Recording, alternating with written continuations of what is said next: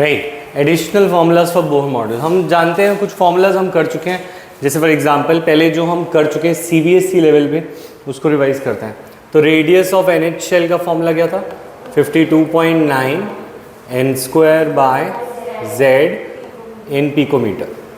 Energy of NH shell का formula था 2.18 × 10⁻18 into z² n² joules. ठीक है, फिर चेंज इन एनर्जी का फॉर्मूला था दैट वाज 2.18 × 10⁻18। अगर यहाँ पे माइनस होता है एनर्जी ऑफ NH शेल में, है ना, अगर तुम इसके अंदर माइनस ना लगाओ तो यहाँ पे 1/n initial square minus 1/n final square z² joules. ठीक है, यहाँ पे अगर तुम माइनस लगाओगे तो ये फाइनल आगे और इनिशियल पीछे होगा। ठीक है, अगर तुम्हें ऐसे याद होता है कि दोनों साइड माइनस लेना है तो फाइनल को आगे करोगे और इनिशियल को पीछे। फिर हमने एक फॉर्मूला देखा वेव नंबर का। वेव नंबर का फॉर्मूला था 109677 into 1/n final square minus n initial square centimetre inverse. ठीक है, और कुछ चीज़ें जो हमने सीखी थी वो Lyman Balmer Paschen Brackett P1 L BP BP, और इसके अंदर n फाइनल होता था 1 2 3 4 5 Lyman Balmer Paschen Brackett P1। ठीक है, और ये भी चीज़ लास्ट सीखी थी हमने, लॉन्गेस्ट वेवलेंथ हो या longest wavelength, minimum energy, minimum frequency, इसके फॉर्मूले के लिए n initial is n final plus 1। मतलब अगर कोई हमसे बोले कि calculate the longest wavelength in the Balmer series या minimum energy in the Balmer series या पास्चन सीरीज, तो इनिशियल को n फाइनल से एक बड़ा ले लेते थे। ये चीज़ याद आई है नहीं आई, बताओ।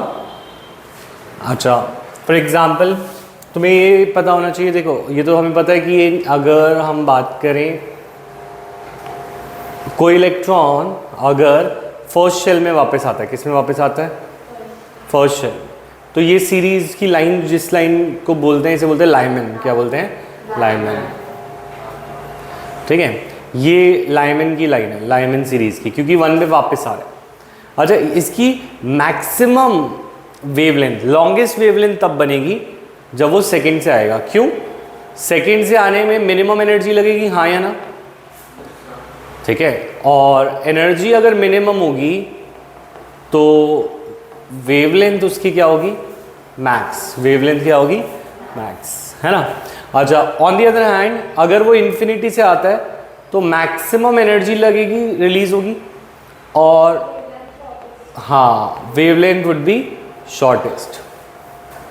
तो अगर मैं बोलूँ लाइमन की शॉर्टेस्ट वेवलेंथ बताओ, तो तुम इनिशियल इन्फिनिटी लोगे और फाइनल 1। ठीक है, अगर मैं बोलूँ शॉर्टेस्ट वेवलेंथ,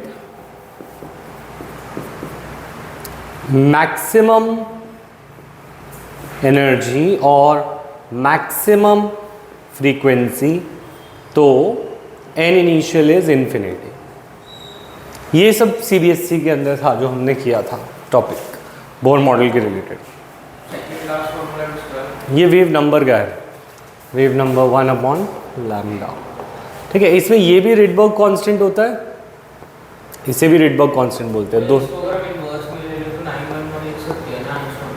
हाँ, अगर तू इसको इन्वर्स में लेगा, इसको भी मॉडिफाई करना पड़ेगा तुझे, वो तो बाद में जब एंड में आंसर निकल जाएगा। हाँ, सर वो जैसे आपने सेकंड वाला एनर्जी इनिशियल, तो इलेक्ट्रॉन वोल्ट में होता है, इलेक्ट्रॉन वोल्ट में भी होता है, उसका होता है 13.6 इलेक्ट्रॉन वोल्ट। हाँ, अगर हम इसको इलेक्ट्रॉन वोल्ट में करना चाहें तो this formula can also be -13.6 z² n² electron volts.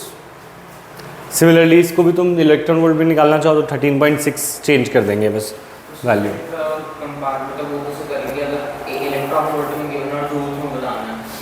Electron volt को जूल्स में, तुम पहले इलेक्ट्रॉन वोल्ट में निकाल लो, multiply by 1 electron volt is equal to 1.6 into 10⁻⁻19 joules. तो इस कन्वर्जन कर ले। ठीक है, अब वो फॉर्मूलाज करते हैं जो बोर मॉडल में नहीं थे या फिर कुछ कंफ्यूज कर सकते हैं हमें। तो longest wavelength, minimum energy, minimum frequency, n initial is equal to n final plus one, final plus one. तो एक्चुअल में बोर मॉडल में जो रेडियस का फॉर्मूला है वो ऐसा दिखता था, वो था n square, sorry n square को अलग रख लेते हैं, वो दिखता था h square by 4 pi square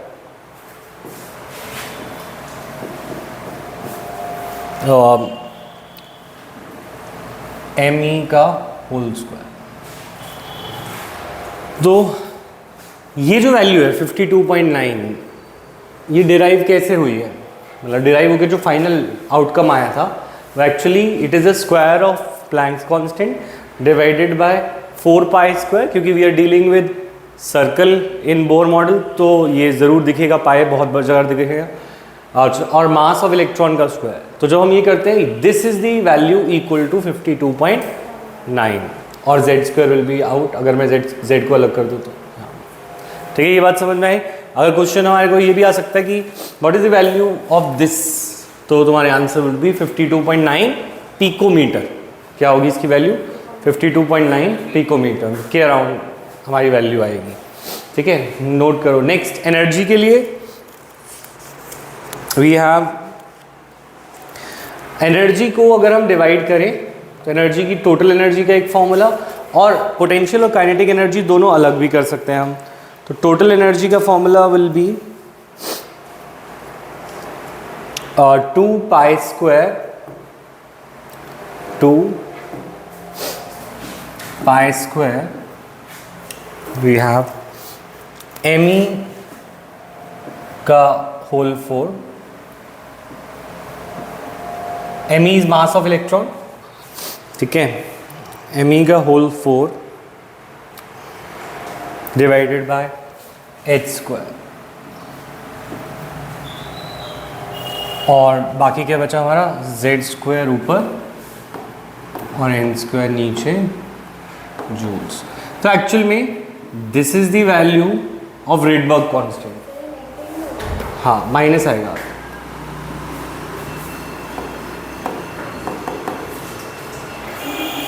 ठीक है, this is the value of रेडबर्ग्स constant. तो इस वैल्यू का आंसर वैल्यू इक्वल टू 2.18, तो 10 इसको minus.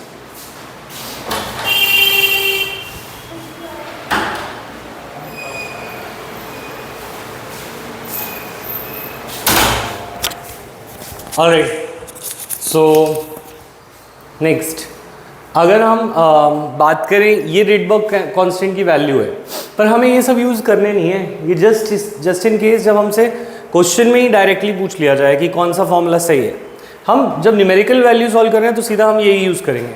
But just in case वो हमसे डायरेक्ट ऐसा ही पूछता है कि विच इज़ द फॉर्मूला और इस फॉर्म में गिवन है, तो यू नीड टू आइडेंटिफाई कि कौन सा करेक्ट फॉर्मूला है। ठीक है, अच्छा, तो दैट मीन्स ये तुम तब करके जाओगे। ऐसी चीज़ें जो तुम सीधा पेपर देने जा रहे हो तो वो चीज़ें जो तुम्हें पेपर से पहले याद करनी है पर उन्हें कभी अप्लाई नहीं करना, लर्निंग पार्ट है ये, और ये वाला अप्लाई वाला पार्ट है। तो जब तुम न्यूमेरिकल सॉल्व करते हो you will have to do with this. ठीक है, अच्छा, नेक्स्ट एनर्जी को अगर हम डिवाइड करें into 2 forms, one is the kinetic energy and the other is potential energy. तो kinetic and potential. Kinetic energy motion से आती है, और potential energy not just by height but also by configuration. अगर किसी चीज़ को तुम बांध के रखो तो उसमें पोटेंशियल एनर्जी होती है। फॉर एग्जांपल एक स्प्रिंग को अगर हम कंप्रेस करें तो इट हैज़ पोटेंशियल एनर्जी। तो इसी तरीके से इलेक्ट्रॉन जो है न्यूक्लियस से क्या है, बाउंड है, तो it has some potential energy as well. और इन दोनों को अलग अलग अगर हम कैलकुलेट करना है तो we have the formulas for it. देखो, potential energy Z minus Z E square by radius of NHL। E is the charge on one electron, 1.6 into 10 raised to minus 90. Kinetic energy is half of Z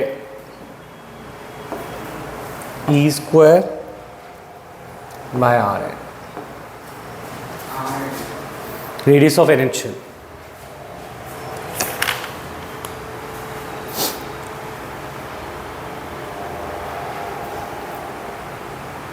ठीक है, अगर हम इन चीज़ों को change करें, अच्छा अगर रेडियस की फॉर्म में अगर तुम इन दोनों को ऐड करो, देखो पोटेंशियल एनर्जी इज नेगेटिव क्या है और काइनेटिक एनर्जी इज पॉजिटिव, क्योंकि कोई चीज़ मूव कर रही है तो उसमें नेगेटिव काइनेटिक एनर्जी होने का तो कोई पॉइंट नहीं है।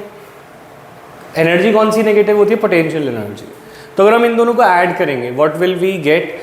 तुम देख रहे हो ये इसका हाफ है ऑलमोस्ट। हाँ, तो total energy in the form of radius we will get half of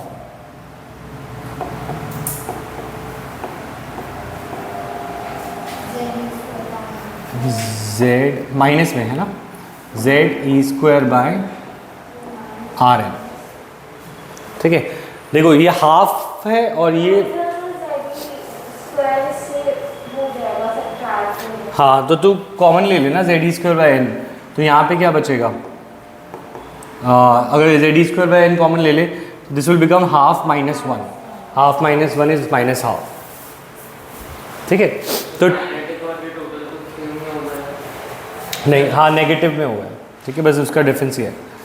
तो अगर हम बात करें पोटेंशियल और काइनेटिक एनर्जी का कोई रिलेशन है? यस। अगर हम देखें तो kinetic energy is minus half of potential energy. एक बात तो ये,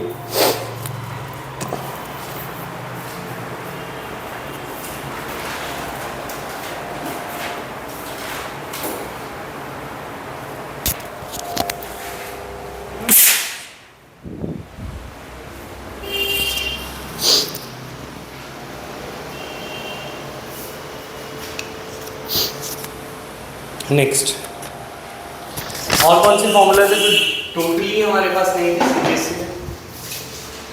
दैट इज क्वेश्चन टॉपिक लिखेंगे velocity of an electron in n orbit, velocity of an electron in n orbit.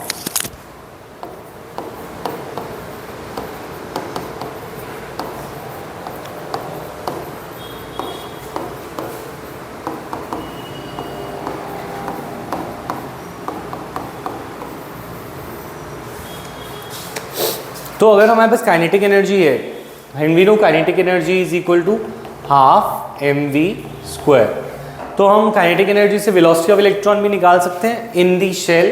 Kinetic energy है we can find velocity as well, half m v square. Mass of electron we already no.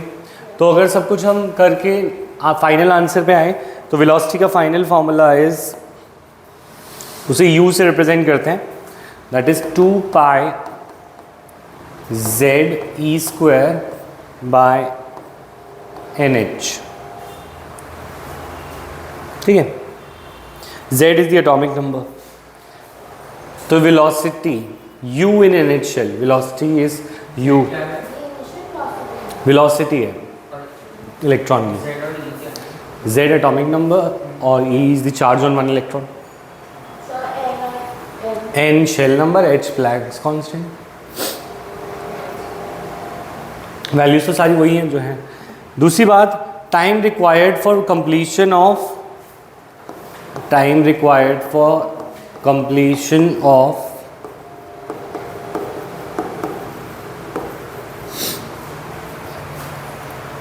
One revolution by an electron, one revolution. एक revolution करने के लिए कितना time लगता है?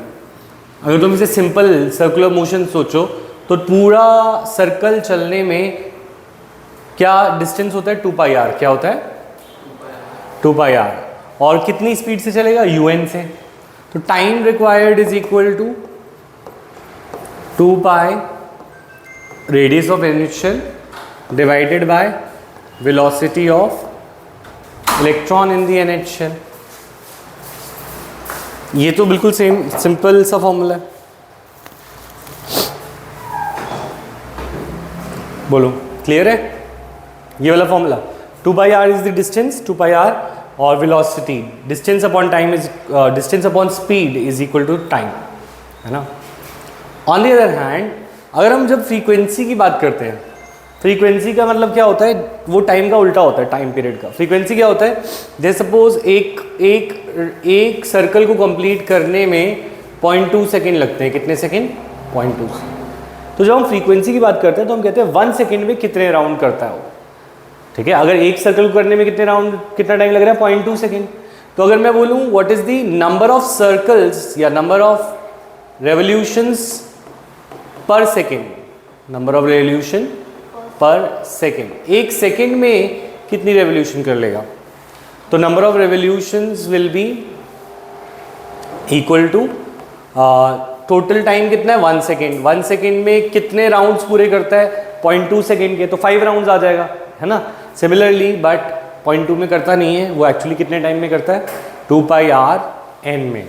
तो इसको हम लिख सकते हैं number of revolutions is equal to 1 upon time period, जितने टाइम में एक रेवोल्यूशन करता है, वही लिखने वाला हूँ। ठीक है, तो जब हम इसको उल्टा कर देंगे तो it will become UN/2πrn।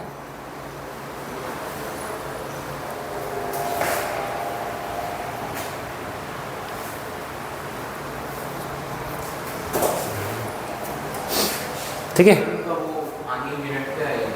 Time की सेकेंड, वेलोसिटी की मीटर पर सेकेंड।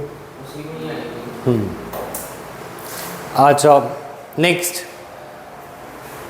फॉर्मूलाज रेयरली यूज़ होते हैं, मेन फॉर्मूलाज वही हैं जो हम करते हैं, बट सिंस हमें करना सब कुछ है तो हम लिख रहे हैं। ठीक है, और देखते हैं इस पे क्वेश्चन कैसे आएंगे वो भी दिखाता हूँ। नेक्स्ट, पीछे वहीं बैठ जाओ या इधर आ जाओ।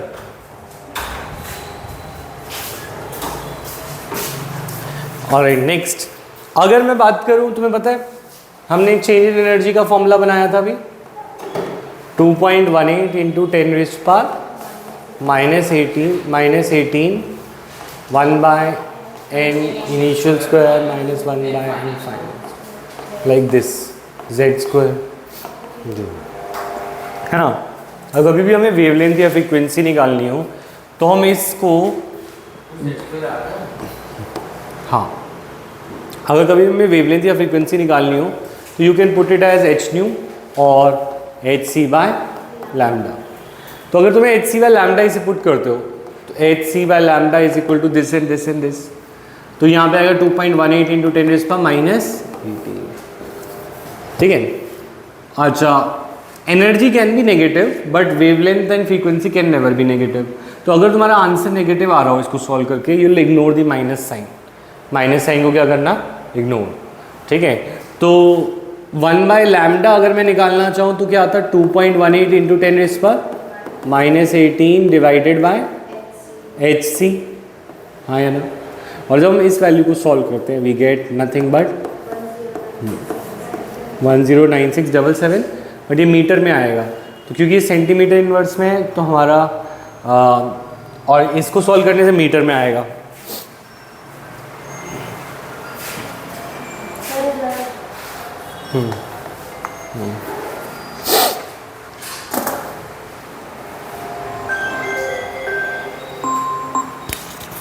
हेलो,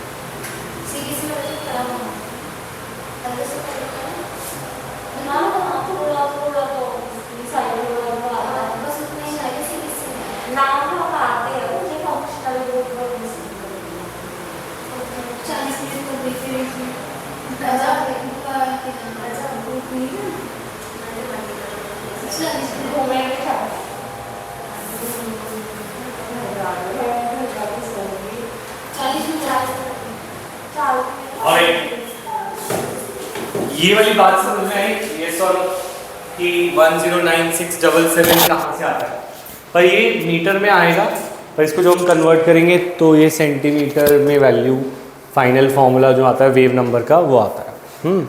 तो पर इसका फॉर्मूला, तुम्हें एनर्जी का क्या फॉर्मूला था रिमेंबर, मुझे देख के बताओ। 2.18 की वैल्यू ये प्लैंक कांस्टेंट के फॉर्म में क्या थी, ये थी कि नहीं, 2 पाई स्क्वायर me4h², याद हो गया। तो कैन आई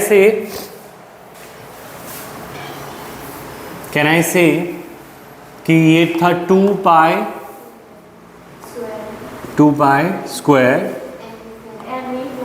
me4h², राइट।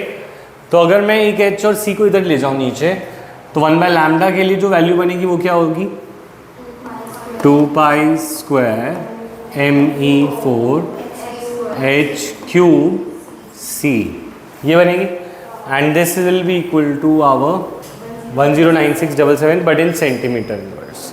ठीक है, इसे नोट करें। सर को आगे का इनिशियल और फाइनल z स्क्वायर ये सब 5 आता था। आगे मोबाइल था ना, तो सब एसिड आ जाएगा नीचे। हाँ 1/n इनिशियल स्क्वायर और फाइनल। हाँ वो एज इट इज आ जाएगा। तो ये बन गया रेडबर्ग कांस्टेंट। ये क्या बन गया, रेडबर्ग कांस्टेंट। तो what is the value of Rydberg constant, और 3-4 ऑप्शंस हो, तुम्हारा ये आएगा उसके अंदर आंसर। ठीक है, रेडबर्ग कांस्टेंट एनर्जी वाले को कम बोलते हैं, इस वाले को ज़्यादा बोलते हैं। तो ये वाला रेडबर्ग कांस्टेंट, अगर तुम्हें कभी कन्फ्यूजन हो, पर वैसे तो हमारा रेडबर्ग कांस्टेंट दोनों को बोलते हैं, बट यूजुअली सबसे पहले इसी को बोला गया था, तो यही है रेडबर्ग कांस्टेंट 109677 और 2 पाई स्क्वायर। ऊपर वाली नहीं गिवन होगी, इसी से कुछ रिलेटेड होगा, यहाँ पे h² होगा, कभी me होगा, कुछ चेंजेस होंगे, पर तुम्हें करेक्ट वाले को आइडेंटिफाई करना होगा। ठीक है, मैं बस ये कह रहा था, इससे तुम खुद ही डिराइव कर सकते हो। अगर तुमने एक भी याद करी है तो उसी 2 सेकेंड में वो तुम सॉल्व कर लोगे, है ना। ठीक है, नेक्स्ट, अगर मैं फ्रीक्वेंसी निकालना चाहूँ तो delta is also equal to h², हाँ या ना। हाँ, पर उसे कम बोलते हैं रेडबर्ग कांस्टेंट, वेव नंबर वाले को ज़्यादा बोलते हैं रेडबर्ग कांस्टेंट। ठीक है, ये अगर मुझसे पूछा जाए कि कौन सा रेडबर्ग कांस्टेंट है, तो ये मैं बोलूँगा, ये रेडबर्ग कांस्टेंट है।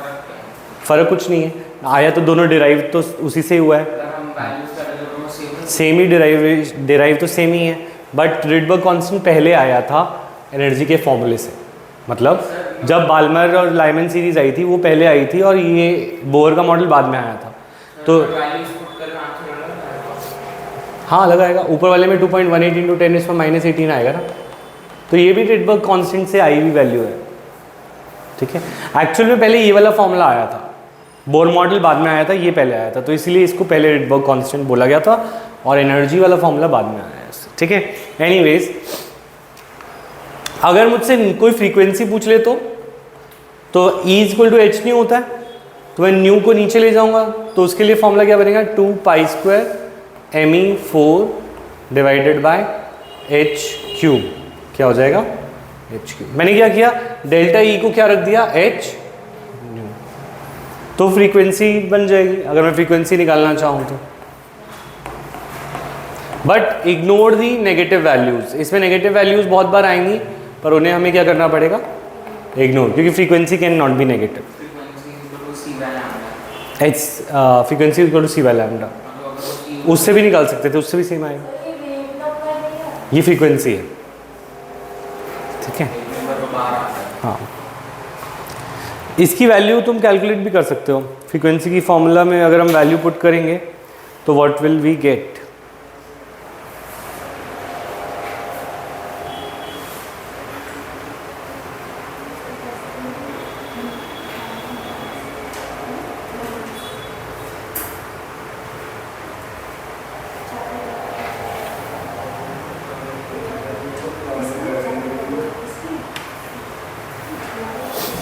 इसको अगर तुम सॉल्व करो, this is what this is 2.18 into 10⁻⁻18 divided by क्या करना है h 6.626 देखो क्या आता है इंटू 10⁻34 मेरे ख्याल से आएगा 3.29 इंटू 10⁻15 चेक करना है इसे कैलकुलेटर से करना 2.18 डिवाइड बाय 6.626 क्या आता है 0.329 इंटू अच्छा ठीक है 0.329 ये आ गया और वैल्यूज अगर हम ऊपर ले जाएं 34 को तो क्या बचेगा ऊपर हो गया 34 माइनस 18 है 16 ना तो ये हो जाएगा 3.29 इंटू 10⁻15 ये फॉर्मूला डायरेक्ट फ्रीक्वेंसी के लिए अगर तुम्हें यूज़ करना है वेव नंबर नहीं फ्रीक्वेंसी तो you will use this formula ठीक है and should I right ignore negative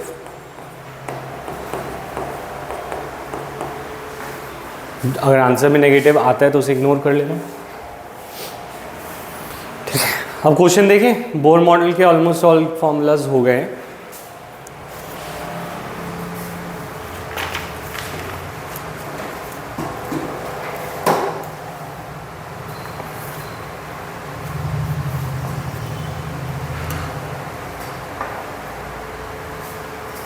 ठीक है एक फॉर्मूला और था नंबर ऑफ लाइंस का remember number of emission lines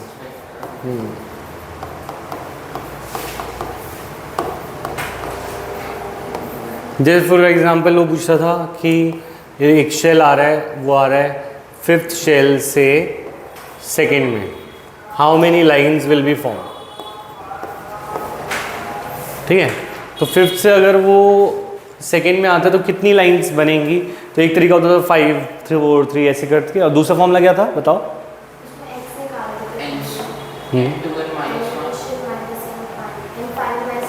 हाँ n final n initial minus n final और उसका समेशन करेंगे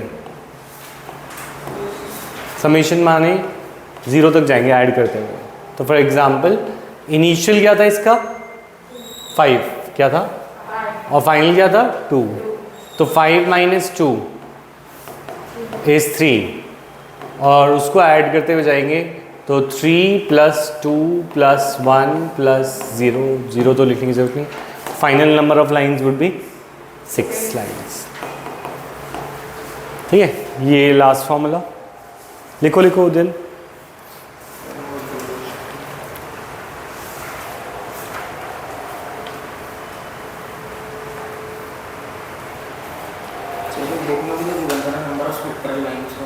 नहीं गिवन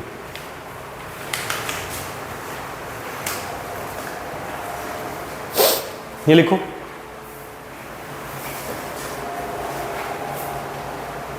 इसे हम इनिशियल माइनस फाइनल करेंगे और फिर 0 तक जाएंगे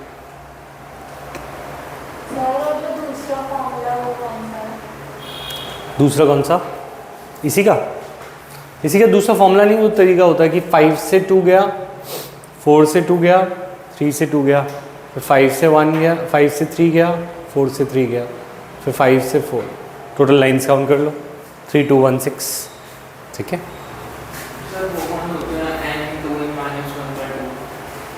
हाँ वो इसी से ही डिराइव होता है हाँ गिवन होगा पर कोई बात नहीं ये थोड़ा जल्दी हो जाता है मेरे हिसाब से मुझे तो ये सही लगता है ठीक है अब एक चीज़ और लास्ट एक फॉर्मूला और था जो यूज़ कम होता है दैट इज एंगुलर मोमेंटम का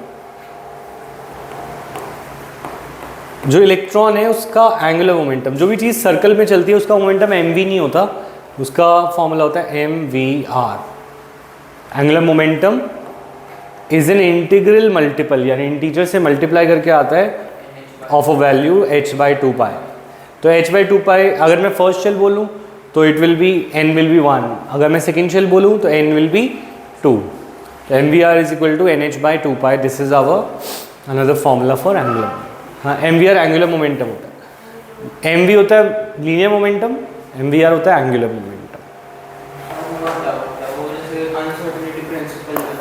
उसके अंदर फॉर्मूला के अनुसार बीच में greater than equal to greater than का साइन क्यों आता है ग्रेटर देन क्या इस साइन इसलिए आता है क्योंकि अनसर्टेनिटी वो कहता है कभी भी इस वैल्यू से कम नहीं हो सकती, तो मतलब हमेशा उससे इक्वल और ग्रेटर आएगी। अनसर्टेनिटी यानी तुम्हारे एरर जो है वो ज़्यादा ही आएगी उस वैल्यू से h/2 से, वो ये कह रहा है, या इक्वल टू, पर उससे कम कभी नहीं आ सकती। अच्छा, अब एक क्वेश्चन है जो NCERT का भी क्वेश्चन है पर वो थोड़ा कंसेप्चुअल है। तो क्वेश्चन ये कह रहा है, लिखो show that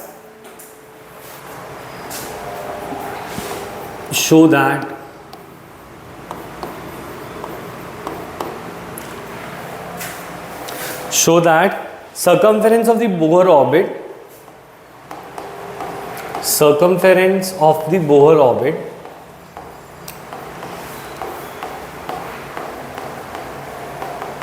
is an integral multiple of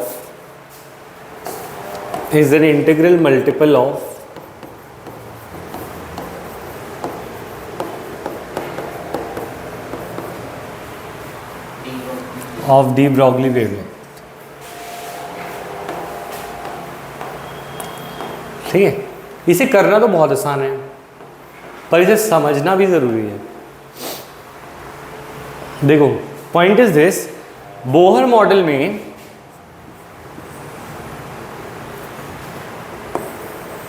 shells होते थे और उस शेल्स में कौन घूमता था? इलेक्ट्रॉन घूमता था। According to Bohr electron was a particle, क्योंकि तब तक ये इस्टेब्लिश नहीं हुआ था, जो हमें बाद में पता चला था कि डी ब्रॉगली ने पता लगाया था कि पार्टिकल्स की भी वेवलेंथ होती है, डुअल बिहेवियर ऑफ मैटर। ठीक है, तो डी ब्रॉगली ने बाद में बताया कि पार्टिकल्स वेव की तरह भी बिहेव करते हैं, और स्पेशली वो जिनका मास बहुत कम होता है तो उनकी वेवलेंथ बहुत ज़्यादा होती है। फॉर एग्जाम्पल इलेक्ट्रॉन का मास बहुत छोटा है और उसकी वेवलेंथ बहुत बड़ी होगी, तो वो वेवलेंथ यानी वो पार्टिकल नेचर दिखाएगा। तो हमने बोला था कि बोहर ने पार्टिकल लिया है, तो इसीलिए बोहर का मॉडल गलत है या फिर आधा सच है, क्योंकि अब वो सिर्फ पार्टिकल नेचर को देख रहा है, वो वेव नेचर को नहीं देख रहा। ठीक है, बट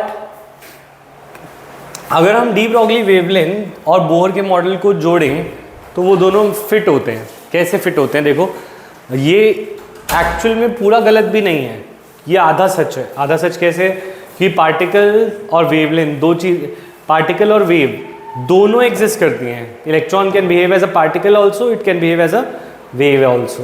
तो दैट मीन्स बोहर का मॉडल भी आधा सच है, और उसको प्रूव कर सकते हैं हम इस चीज़ से, क्योंकि बोहर ने बोला था MVR is equal to NH/2π, MVR is equal to NH/2π, remember?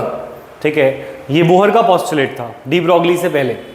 तो अगर हम इसमें थोड़ा सा बस चेंजेस करें तो विल सी 2πr, 2π को इधर ले जाऊं और MV को इधर ले जाऊं, तो ऑल्दो तब तक डी ब्रॉगली नहीं आया था, पर इसी के फॉर्मूले में साफ साफ डी ब्रॉगली छुपा हुआ है। बोहर के फॉर्मूले में देखा, H/mv क्या होती है? De Broglie wavelength. तो that means 2πr is equal to n lambda. De Broglie wavelength का मल्टीपल होता है बोहर का सर्कमफेरेंस, है ना? ये बात सोचो तो एक अजीब बात है, पर अब तुम इसको सोचो तो ये बात की कह रहा है कि एक वेव होती है एक वेवलेंथ। क्या होती है? एक वेवलेंथ। दो वेव होगी दो वेवलेंथ, यस और नो? तो जब हम देख रहे हैं कि वेवलेंथ्स अगर वेव इस को पूरा करती बोहर के शेल को, तो उनके अंदर उसका सर्कमफेरेंस को कंप्लीट वेव्स पूरा कर सकती हैं। कंप्लीट वेव्स माने ऐसा नहीं होगा कि वो वेव कभी भी 1.5 वेव आ जाए या आधी वेव आ जाए या 0.33 वेव आ जाए। हमेशा बोहर के शेल में जो वेव्स आएंगी डी ब्रॉगली की, वो इंटीग्रल मल्टीपल होंगी, यानी कि वो या तो 1 वेव होगी या तो 2 वेव होगी या 3 वेव होगी। कंप्लीट वेव्स आएंगी, हाफ वेव्स नहीं आएंगी। तो ये क्वेश्चन यही प्रूव करने को कह रहा था कि बोहर का जो सर्कमफेरेंस है वो डी ब्रॉगली वेवलेंथ का एक मल्टीपल है। डी ब्रॉगली वेवलेंथ का क्या है? मल्टीपल है। तो ये वाली बात समझ में आई? ठीक है, नोट कर लिया?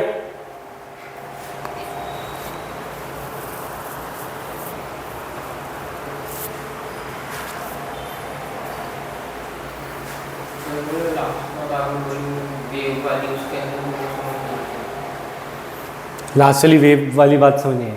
हम कह रहे हैं कि जो फर्स्ट शेल है तो वो एक इलेक्ट्रॉन एक कंप्लीट वेव में पूरा कर देता है। पॉइंट इज दिस कि बोर का कोई भी शेल होगा तो वो कंप्लीट वेव्स में आएगा। कंप्लीट वेव माने वो वेव वहीं पे जाके कंप्लीट होगी। ऐसा नहीं हो सकता कि वो वेव कहीं आधी रह जाए लाइक दिस। ऐसा नहीं हो सकता कि वेव पूरी ना हो। दो नहीं है, वो ड्रॉ नहीं कर पाएंगे। मैं इंटीग्रल वेव्स ले रहा हूँ। मैं सोचा सपोज ये NH शेल है, ये NH शेल है तो यहाँ पे कितनी वेव्स आएंगी? n waves of de Broglie आएंगी। कितनी वेव्स आएंगी? n waves. तो फर्स्ट शेल को एक वेव कंप्लीट कर देती है डी ब्रॉगली की, और सेकेंड शेल को दो वेव कंप्लीट कर देती हैं डी ब्रॉगली की। ऐसे कभी भी ऐसा नहीं होता कि सेकेंड शेल में 2.2 वेव आ जाए। वेव तो आधी आ सकती थी पर आती नहीं है कभी। तो इट्स लाइक अ प्रूफ कि ये दोनों सच है। ये भी सही है बोर मॉडल पार्टिकल नेचर को एक्सप्लेन करते हुए, और डी ब्रॉगली वेवलेंथ भी सही है ना। अच्छा, अब क्वेश्चन करें न्यूमेरिकल पार्ट।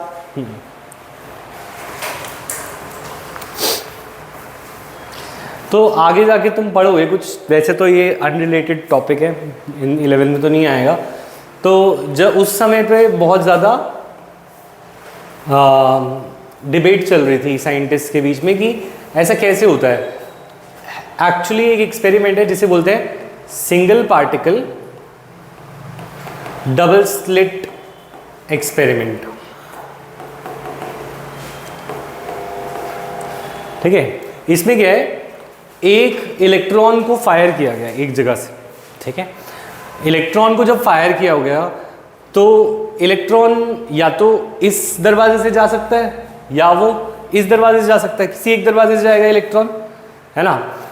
पर एक्चुअल में जो इलेक्ट्रॉन है वो दोनों दरवाजों से जा रहा है। पॉइंट इज दिस कि इलेक्ट्रॉन का जो पैटर्न बन रहा था यहाँ पे आने का, वो इट वॉज रिलेटेड टू, वो दोनों दरवाजों से जा रहा था। वो एक इंटरफेरेंस पैटर्न बना रहा था जो कि वेव का फिनोमेना है। किसका फिनोमेना है? वेव का। वेव्स ऐसे चल सकती हैं। अगर सपोज एक पानी पे एक पत्थर गिर दूं तो पत्थर की वेव्स बनती हैं वाटर पे, और ये वाटर की वेव्स के आगे दो दरवाजे रख दें तो वो दोनों जगह से निकल जाएगी वेव। हाँ या ना? हाँ या ना? तो ये वेव के लिए पॉसिबल है। किसके लिए पॉसिबल है? वेव के लिए, कि एक बार में दो जगह से निकल जाए। ठीक है, ये बात समझ में आई? नहीं आई? सुनो यहाँ पे मैं क्या कह रहा हूँ कि एक पार्टिकल को दो दरवाजे दिए गए। जैसे सपोज तू यहाँ खड़ी है और तेरे पास दो दरवाजे हैं सामने, तो तुझे जाना है तो तू एक दरवाजे से जा सकती है ना। तो पर हमने ऑब्जर्व किया कि जो इलेक्ट्रॉन है it goes by both of those electron particle. तो वो दोनों रास्ते से जा रहा था। तो ये प्रूव करता है कि जो इलेक्ट्रॉन है वो वेव की तरह बिहेव कर रहा है। किसकी तरह? वेव की तरह। पर और अजीब बात क्वांटम मैकेनिक्स की है, जब हमने इसको ऑब्जर्व किया, जैसे सपोज हमने ऑब्जर्व किया कि चलो देखते हैं कि वो कौन से रास्ते से जा रहा है, क्या वो दो में चला जाता है या नहीं, तो वो किसी एक रास्ते से जाता था। तो किससे जाता था? किसी एक रास्ते से, और उसका पैटर्न बदल जाता था। उसका पैटर्न एक का बन जाता था। और आज हाँ, जब हम उसको देख नहीं रहे तो वो दोनों से जाता है। ठीक है, तो दोनों से जाता है और पैटर्न हमें मिलता है वो दोनों का मिलता है। किसका मिलता है? दोनों का। ठीक है, पर हमने सोचा चलो एक डिटेक्टर लगाते हैं, देखते हैं कि वो किधर से जा रहा है या इधर से जा रहा है। तब वो एक से जाता हुआ दिखाई देता था और जिसकी तरफ हम लगाते थे उस साइड से जाता था। और हाँ, उसे कैसे पता कि हम उसे देख रहे हैं? इसे बोला ऑब्जर्वर इफेक्ट या पैराडॉक्स है ये, और इसको आज तक कोई ऐसे सॉल्व नहीं कर पाया, बस थ्योरीज हैं। हम जब भी उसको देखने जाते हैं तो वो एक से जाता है, जब हम उसे नहीं देख रहे होते तो वो दोनों से जाता है। तो उसे कैसे पता कि हम देख रहे हैं? जब हम वो पैटर्न मिल रहा है ना, पैटर्न दोनों का मिल रहा है जैसे वेव जाती है। तो ये बहुत ही अजीब सा फिनोमेना था और वेव इलेक्ट्रॉन्स का, और इनफैक्ट इलेक्ट्रॉन्स नहीं, ये बड़े बड़े पार्टिकल्स, कार्बन के एटम्स और मॉलिक्यूल्स ने भी दिखाया यही पैटर्न। तो kind of like it's like कि ये वर्ल्ड हमारी अभी तक हमारी अंडरस्टैंडिंग से बाहर है, quantum world. Point is this, जब इलेक्ट्रॉन चल रहा होता है, हमने जो अभी तक इसका फाइनल एक्सप्लेनेशन है हमारे पास वो ये है कि इलेक्ट्रॉन कभी भी एक जगह से दूसरी जगह जा सकता है, पर उसकी प्रोबेबिलिटीज होती हैं। क्या होती हैं? प्रोबेबिलिटी, कि वो इधर से भी जा सकता है, वो इधर से भी जा सकता है। उसकी प्रोबेबिलिटी वेव फंक्शन में मिलती हैं। किस में मिलती हैं? वेव फंक्शन, जो किस में था? स्क्रॉडिंजर की वेव इक्वेशन से निकाल सकते हैं हम, है ना। तो वेव तो दोनों से जा सकती है, तो इलेक्ट्रॉन की जाने की पॉसिबिलिटी, जब तक हम उसे देख नहीं रहे, तो वो इलेक्ट्रॉन यहाँ से भी गया हो सकता है और वो यहाँ से भी गया हो सकता है। पर जैसे ही हम उसे देखते हैं तो ये क्या अजीब सा बिहेवियर होता है, ये बात थी ना। तो बोहर ने एक इंटरप्रिटेशन दी थी, इसे बोलते हैं कोपेनहेगन इंटरप्रिटेशन। कोपेनहेगन इंटरप्रिटेशन, इसको एक्सप्लेन करने के लिए उसने बोला, बोहर ने ये बोला कि जब हम उसको देखते हैं उसी समय उसका वेव फंक्शन कोलैप्स हो जाता है। क्या हो जाता है? तो इसे बोलते हैं collapse of the wave function. क्योंकि जब तक तुम उसे नहीं देख रहे थे तो तब तक वो एक प्रोबेबिलिटी थी। वो क्या थी? प्रोबेबिलिटी। बट जब तुमने उसे देख लिया तो अब वो प्रोबेबिलिटी नहीं है, अब वो एक डेफिनेट आंसर है तुम्हारे पास कि वो कहां से गया। ठीक है, इसे बोलते हैं collapse of the wave function. पहले वो प्रोबेबिलिटी थी, बट जब तुमने उसे ऑब्जर्व किया वो प्रोबेबिलिटीज खत्म हो गई और इलेक्ट्रॉन ने एक जगह ले ली उस प्रोबेबिलिटीज में से। मतलब वो 10 जगह हो सकता था, जैसे ही तुमने देखा तो वो अब एक जगह है। जब तुम उसे नहीं देख रहे तो वो 10 जगह है। ये कि बोहर ने इंटरप्रिटेशन दी थी। इसका मजाक उड़ाते हुए स्क्रॉडिंजर ने आइंस्टाइन को एक लेटर लिखा था। स्क्रॉडिंजर ने बोला था कि ये तो बहुत ही अजीब सी बात है, ऐसा कैसे हो सकता है कि भाई जब तुम नहीं देख रहे तो वो हर जगह है और जब तुम देख रहे हो तो वो एक जगह है। तो स्क्रॉडिंजर ने आइंस्टाइन को लेटर लिखा था, तब व्हाट्सएप वगैरह तो था नहीं, और वो दोनों उसका मजाक उड़ाते थे बोहर का कि बोहर की ये थ्योरी तो ऐसे मैजिकल सी है, it is nothing related to science, है ना। तो स्क्रॉडिंजर ने एक इसके ऊपर एक एक्सपेरिमेंट दिया था। उसने एक थॉट एक्सपेरिमेंट था कि अच्छा चलो ये मान लेते हैं, एक कैट है। क्या है? कैट। स्क्रॉडिंजर कैट शायद तुमने कभी सुना हो, है ना। नहीं सुना? तुम आगे जाके बहुत सुनोगे जगह जगह पे। स्क्रॉडिंजर ने बोला एक कैट को रख देते हैं डब्बे में, ठीक है, और यही चीज रख देते हैं, एक सिंगल पार्टिकल और डबल स्लिट। क्या है? Double slit. एक सिंगल पार्टिकल डबल स्लिट, वही करते हैं जो वहां पे हो रहा है, ठीक है। और इस स्लिट से जैसे ही इलेक्ट्रॉन जाएगा, अगर इस स्लिट से क्या गया? इलेक्ट्रॉन गया। क्या गया? इलेक्ट्रॉन। तो इलेक्ट्रॉन जाने पर इसी के आगे डिटेक्टर से कनेक्ट किया हुआ है एक एसिड को, जो कि सबसे पॉइजनस एसिड में से है, HCN, हाइड्रोसाइनिक एसिड। उसकी बॉटल है, वो किसी तरीके से सस्पेंडेड है, और अगर इलेक्ट्रॉन यहाँ से निकला तो बॉटल टूट जाएगी। वो बॉटल क्या हो जाएगी? टूट जाएगी। वो पॉइजन है, तो कैट क्या हो जाएगी? कैट मर जाएगी, ठीक है। अगर इससे नहीं गया इलेक्ट्रॉन और इससे गया तो वो बॉटल नहीं टूटेगी और कैट क्या होगी? जिंदा होगी। कैट क्या होगी? जिंदा। तो अब अगर वो कह रहे हैं अगर बोहर का इंटरप्रिटेशन सही है, तुम अगर इसे देखोगे, नहीं कैट तो अंदर ही है, उसी के साथ एक पॉइजन की एक बॉटल है, और वो पॉइजन की बॉटल एक स्लिट से अटैच्ड है। किससे अटैच्ड है? एक स्लिट से, ठीक है। अगर उस स्लिट से इलेक्ट्रॉन गया तो डिटेक्टर बता देगा इलेक्ट्रॉन गया, और फिर वो बॉटल टूट जाएगी पॉइजन की। अगर उस दूसरे स्लिट से गया तो बॉटल नहीं टूटेगी। अगर वो दोनों से गया तो अब वही तो बात है। अब स्क्रॉडिंजर ने उसे बोला कि अगर बोहर की इंटरप्रिटेशन को हम मानते हैं तो बोहर कहता है जब तक हम उसे नहीं देखते तो वो दोनों स्लिट से जा रहा है, पर जैसे ही हम देखते हैं तो वो किसी एक स्लिट से जाता है। This is called the collapse of the wave function, है ना। तो अगर किसी इंसान ने इस बॉक्स को ऊपर से खोला और देखा तो या तो कैट डेड मिलेगी या वो alive. Cat is either dead और अलाइव जब वो खोल के देख रहा है। पर जब वो डब्बा बंद है तो कैट तो जिंदा भी है और मरी भी है, क्योंकि अगर वो डब्बा बंद है तो वेव फंक्शन चल रहा है, इलेक्ट्रॉन कैसे चल रहा है, वेव की फॉर्म में, पॉसिबिलिटीज है ना। तो जब तक डब्बा बंद है तो वो कैट जिंदा है या मरी हुई है, कैसे पता, जिंदा भी तो हो सकती है। प्रोबेबिलिटी है। हाँ, जिंदा भी रह सकती है, मर भी सकती है। हाँ, अच्छा, अगर खोला और वो खुली भी निकली तो, जिंदा निकली तो प्रोबेबिलिटी नहीं है इसमें प्रोबेबिलिटी तो बस इतनी सी बात है, collapse of the wave function की बात नहीं करता तो प्रोबेबिलिटी होती, पर वो कह रहे हैं जब तुम देखोगे तब वो जिंदा या मरी हुई है, पर अगर तुम नहीं देख रहे तो वो क्या है, जिंदा है या मरी हुई है, कैसे हो सकता है ऐसा, है ना। तो ये स्क्रॉडिंजर ने लिखा था, इससे बोलते हैं, इस कैट को बोलते हैं स्क्रॉडिंजर कैट। क्या बोलते हैं, बहुत ज़्यादा फेमस है ये, आगे जाके तुम जब वेब सीरीज वगैरह देखते हो या कुछ इससे रिलेटेड तो उसमें बहुत बार आता है कि ऐसा पॉसिबल ही नहीं है कि वो कैट जिंदा भी हो और वो मरी हुई भी हो। खोल के देखोगे तो वो तो जिंदा या मरी हुई है, फिर तो बोर के अकॉर्डिंग सही है कि या तो वो एक स्लिट से गया, वो दूसरे स्लिट से गया, है ना। तो या तो वो जिंदा होगी या वो मरी हुई होगी जब हम खोलेंगे तो, बट अगर हम उसे बंद रख रहे हैं तो बोर के अकॉर्डिंग वो दोनों से जाना चाहिए।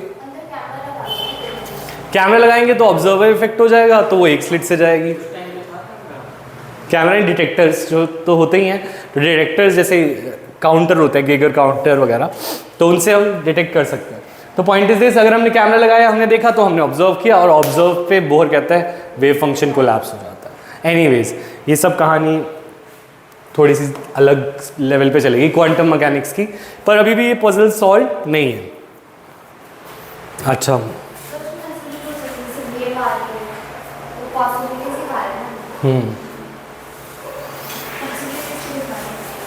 चलो ठीक है, एक नेक्स्ट टॉपिक करें, क्वेश्चन करें। नहीं, कोई रेलेवेंस नहीं। अच्छा, लिखिए next question.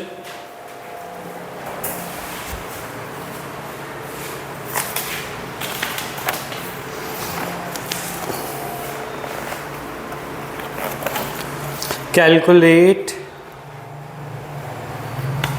energy emitted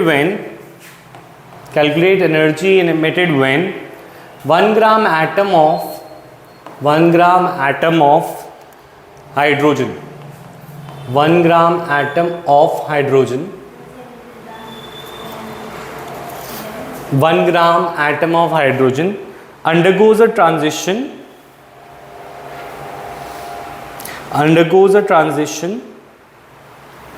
giving spectral lines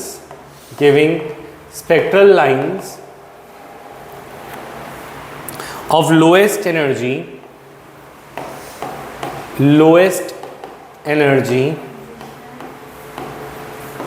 in the visible region.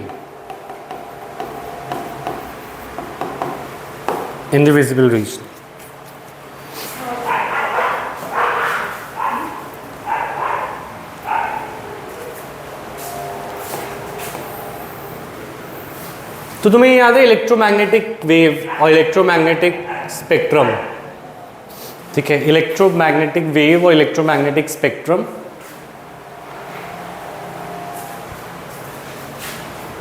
तो इसके अंदर हमें याद होगा एक्स रेज, यूवी रेज, फिर आता है विजिबल रीजन। सॉरी, क्या आता है, विजिबल रीजन, जो कि है विबग्योर। क्या है, और विबग्योर क्या आता है, आईआर, इंफ्रारेड। विबग्योर एक्चुअली में बहुत छोटा सा रीजन है। कैसा रीजन है, हाँ, विजिबल रीजन बहुत छोटा सा है, 400 to 750 नैनोमीटर चलता है। कितना चलता है, 400 to 750।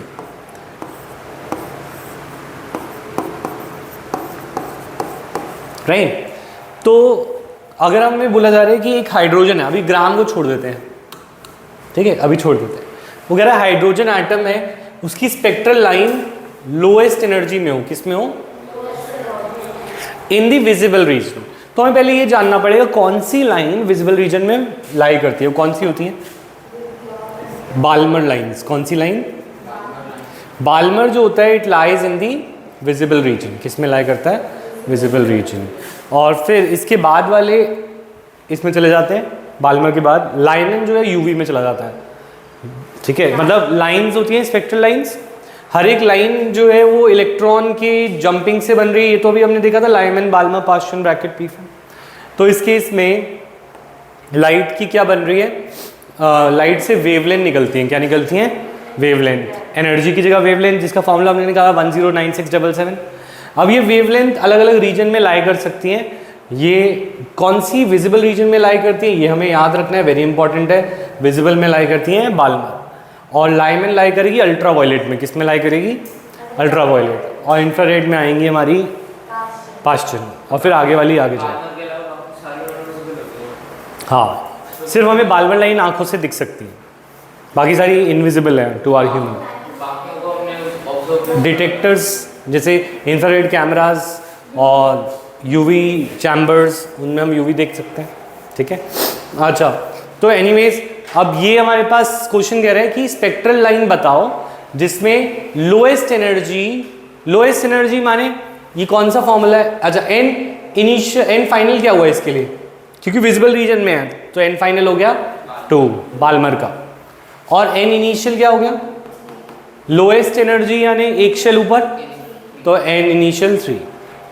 ठीक है, इससे तुम एनर्जी ऑफ 1 हाइड्रोजन एटम निकाल सकते हो, वो निकालो, करो।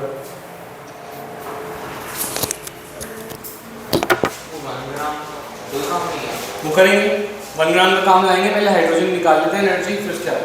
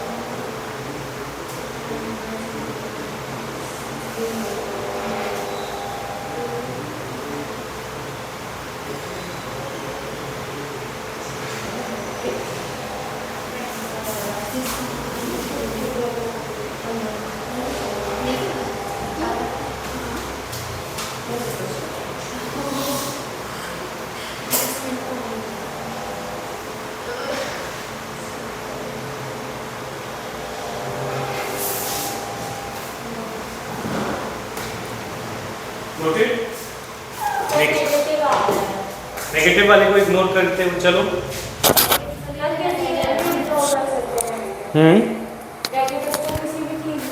नहीं, सिर्फ वेवलेंथ ऑफ फ्रीक्वेंसी।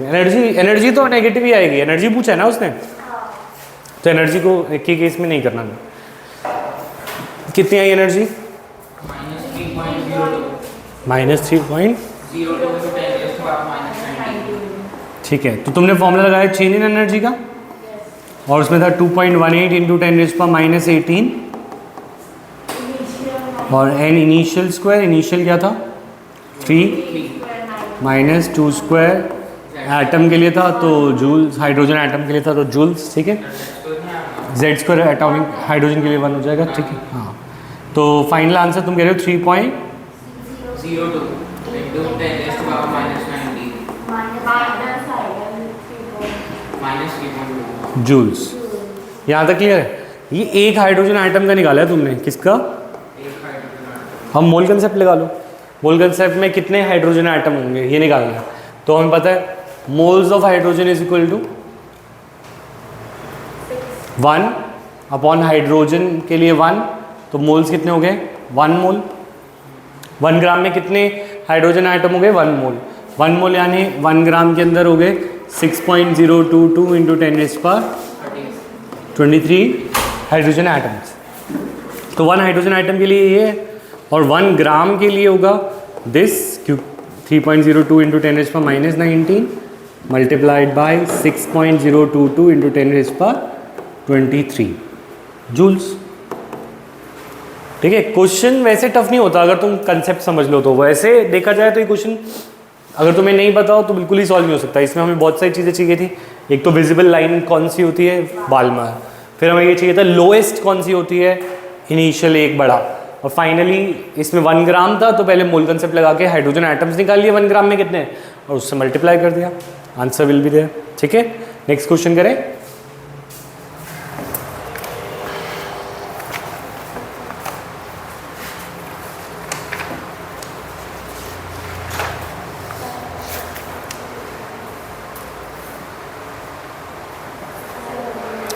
अच्छा, wavelength of an electron, question लिखें। Wavelength of an electron moving in the second orbit, wavelength of an electron moving in second orbit is an integer multiple of its circumference. Is an integer multiple of its circumference. Integer multiple of its circumference.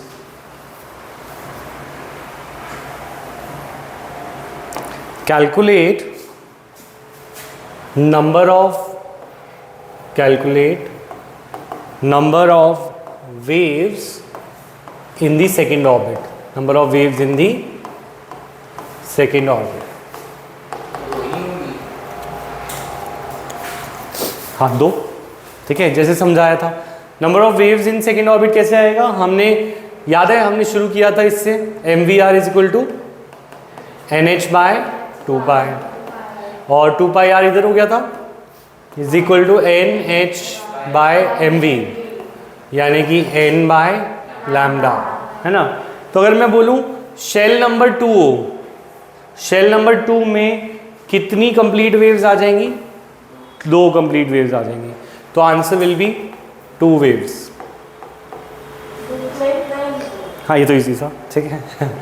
अच्छा, हर चीज़ मुश्किल नहीं होती, बस जाननी। हमने बोला इसका पूरा circumference of the second shell will be travelled by n lambda, है ना।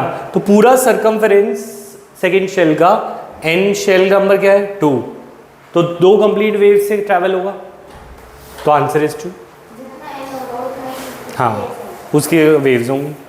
ठीक है, आगे बैठ जाओ, आ रहा हूँ सामने। नेक्स्ट, हाँ यहीं पे सामने, ये चेयर ले जाओ, नहीं होगी चेयर वहाँ पे, एक उस पर बैठ जाओ, इधर बैठ जाओ। हो गया वो, करो, बैठ जाओ उस पर, बैठ ये। अच्छा, 2πrn is equal to 2 lambda. अच्छा, speed of electron in the second orbit, second part है। Calculate speed of electron in the second orbit, calculate speed of electron in second orbit. तो स्पीड ऑफ इलेक्ट्रॉन का formula क्या था?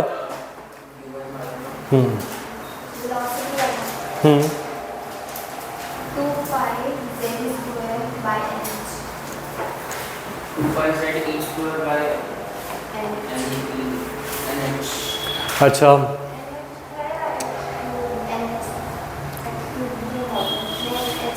अच्छा अगर तुम उस फॉर्मूले को की जगह यहाँ से निकालना चाहो तो भी निकल सकते हैं, ठीक है। तो ये वाला ज़्यादा आसान रहेगा क्योंकि इसमें E वाली वैल्यू नहीं है और H वाली ज़्यादा value. Two MVR is equal to NH by 2π,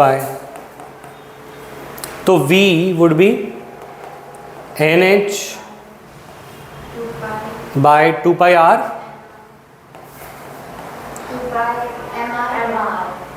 और नीचे M, ठीक है। तो उसमें r निकालने के लिए फिर वो एक फॉर्मूला लगाना पड़ेगा। R निकालने के लिए रेडियस ऑफ एन शेल निकालना पड़ेगा, है ना।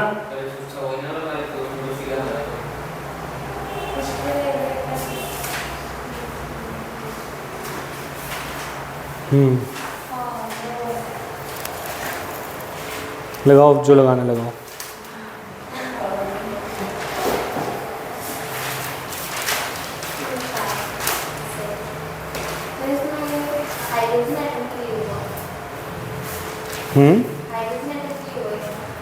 देखो तुम्हारा आंसर क्या आता है।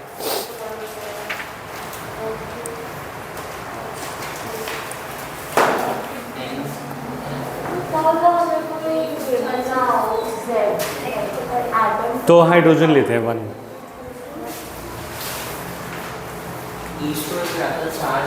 चार्ज ऑन इलेक्ट्रॉन 10⁻⁻⁹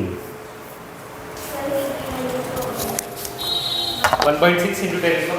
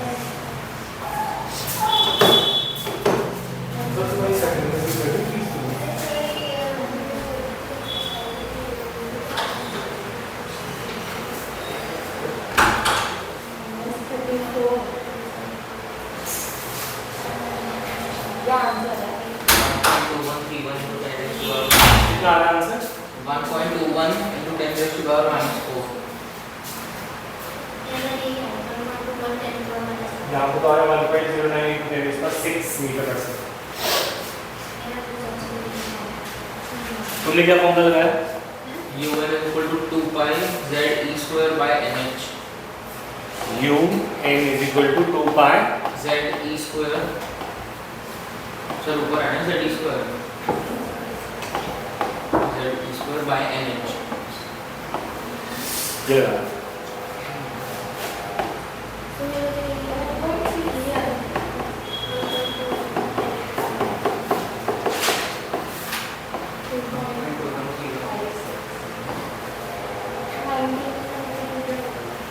सर इसमें z1 और n2 है ना, n2 नहीं है, n शेल नंबर 2 बोला ना। हाँ हाँ ठीक है 2 है, फिर क्यों गलत आता है? कोई नहीं। या तो सर e का स्क्वायर है,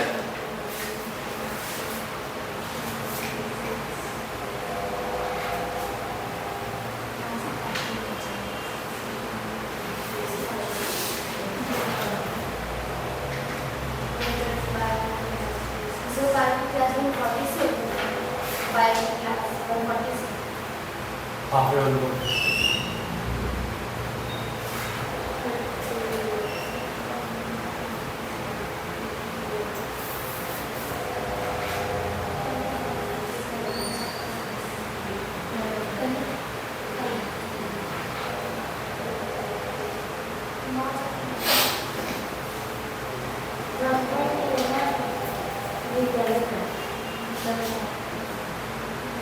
2 by z e square by h formula सही है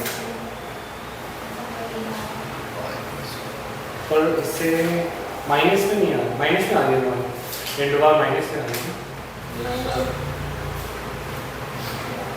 जो इन्होंने फॉर्मूला लगाया है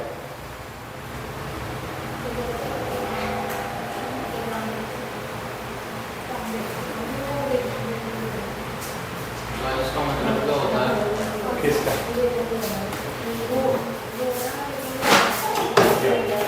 कहाँ से सर ये 10 raised to power minus 19 का स्क्वायर अच्छा कैलकुलेटर में जैसे आता है वैसे करा है सर हाँ ठीक है एक्चुअली इन्होंने क्या किया है इन्होंने किया है 2 pi r is equal to n lambda है ना तो 2 पाई इसमें से लैम्डा निकाल लिया क्या निकाल लिया लैम्डा निकाल लेंगे कैसे 2 pi r upon n radius डाल के तो ये 2 into pi into radius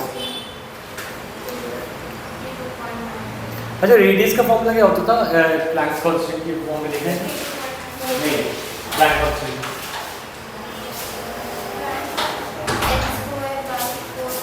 h square by 4 pi square into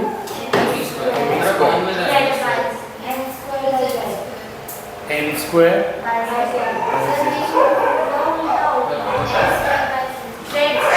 अच्छा ऊपर आएगा ना ये 2 पाई r ऊपर क्या है फिर से बोलना हाँ h square by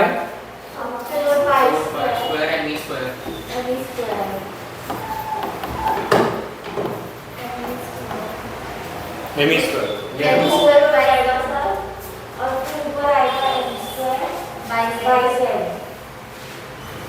ये क्या हो जाएगा बस n square by z right sir n square लिखना है क्यों n लिख दो नीचे लिखेगा n का वैसे मैं एक बार डिराइव कर रहा हूँ 2 पाई n था यहाँ पे है ना तो ये n और ये n काट देते हैं ठीक है और पाई से एक पाई काट देते हैं 2 से 4 काट दो 2 से 4 काट देते हैं तो फॉर्मूला क्या आएगा h square by pi m e square into z ये लैम्डा का फॉर्मूला है ठीक है लैम्डा को अगर मैं h बाई m v लिख दूँ mu वेलोसिटी निकालने से है ना तो इसके अंदर क्या आएगा h square by pi m e square by पर h से h कट जाएगा h से h कट जाएगा m से एक m से एक m कट जाएगा ठीक है और u का फॉर्मूला कुछ अलग आ जाएगा क्या आएगा पाई m e z m e z z तो यहाँ पे 1 है ये तो ऑलरेडी है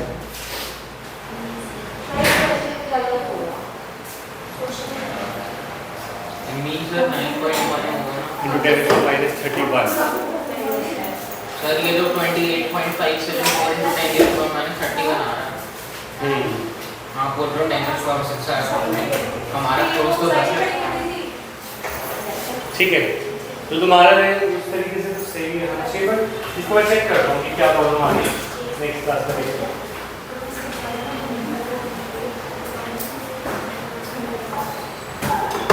जाओ